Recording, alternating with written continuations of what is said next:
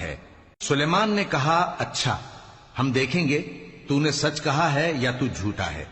یہ میرا خط لے جا اور اسے ان کی طرف ڈال دے، پھر ان کے پاس سے ہٹ جانا اور دیکھنا کہ وہ کیا جواب دیتی ہیں۔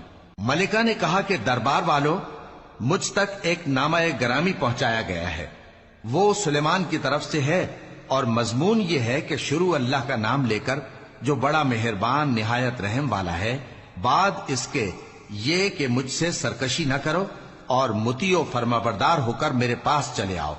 خط سنا کر کہنے لگی کہ اے اہل دربار، میرے اس معاملے میں مجھے مشورہ دو، جب تک کہ تم حاضر نہ ہو اور صلاح نہ دو میں کسی کام کا فیصلہ نہیں کیا کرتی۔ وہ بولے کہ ہم بڑے زوراور اور سخت جنگجو ہیں، اور حکم آپ کے اختیار میں ہے، تو جو حکم دیجیے گا اس کے انجام پر نظر کر لیجیے گا۔ اس نے کہا کہ بادشاہ جب کسی شہر میں داخل ہوتے ہیں تو اس کو تباہ کر دیتے ہیں اور وہاں کے عزت والوں کو ذلیل کر دیا کرتے ہیں، اور اسی طرح یہ بھی کریں گے، اور میں ان کی طرف کچھ تحفہ بھیجتی ہوں اور دیکھتی ہوں کہ قاصد کیا جواب لاتے ہیں۔ پس جب قاصد سلیمان کے پاس پہنچا تو سلیمان نے کہا، کیا تم مجھے مال سے مدد دینا چاہتے ہو؟ سو جو کچھ اللہ نے مجھے عطا فرمایا ہے وہ اس سے کہیں بہتر ہے جو تمہیں دیا ہے۔ حقیقت یہ ہے کہ اپنے تحفے سے تم ہی خوش ہوتے ہوگے۔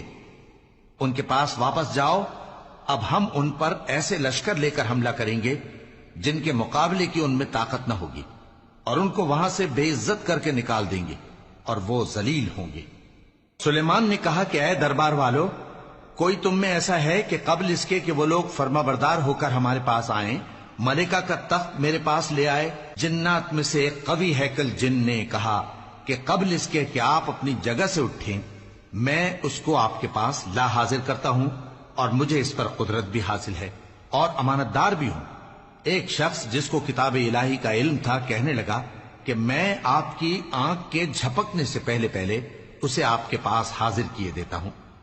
جب سلیمان نے تخت کو اپنے پاس رکھا ہوا دیکھا تو کہا کہ یہ میرے پروردگار کا فضل ہے تاکہ مجھے آزمائے کہ میں شکر کرتا ہوں یا کفران نعمت کرتا ہوں، اور جو شکر کرتا ہے تو اپنے ہی فائدے کے لیے شکر کرتا ہے، اور جو ناشکری کرتا ہے تو میرا پروردگار بے نیاز ہے، کرم کرنے والا ہے۔ سلیمان نے کہا کہ ملکہ کے امتحان عقل کے لیے اس کے تخت کی صورت بدل دو، دیکھیں کہ وہ سوج رکھتی ہے یا ان لوگوں میں سے ہے جو سوج نہیں رکھتے۔ پھر جب وہ آ پہنچی تو پوچھا گیا کہ کیا آپ کا تخت بھی اسی طرح کا ہے؟ اس نے کہا کہ یہ تو گویا ہو بہو وہی ہے، اور ہم کو اس سے پہلے ہی سلیمان کی عظمت و شان کا علم ہو گیا تھا، اور ہم فرما بردار ہیں۔ اور وہ جو اللہ کے سوا دوسروں کی پرستش کرتی تھی، سلیمان نے اس کو اس سے منع کیا کہ وہ کافروں میں سے تھی۔ اس کے بعد اس سے کہا گیا کہ محل میں چلیے۔ جب اس نے اس کے فرش کو دیکھا تو اسے پانی کا حوض سمجھا اور کپڑا اٹھا کر اپنی پنڈلیاں کھول دی۔ سلیمان نے کہا، یہ ایسا محل ہے جس کے نیچے بھی شیشے جڑے ہوئے ہیں۔ وہ بول اٹھی کہ پروردگار، میں اپنے آپ پر ظلم کرتی رہی تھی، اور اب میں سلیمان کے ساتھ اللہ رب العالمین پر ایمان لاتی ہوں۔ اور ہم نے سمود کی طرف ان کے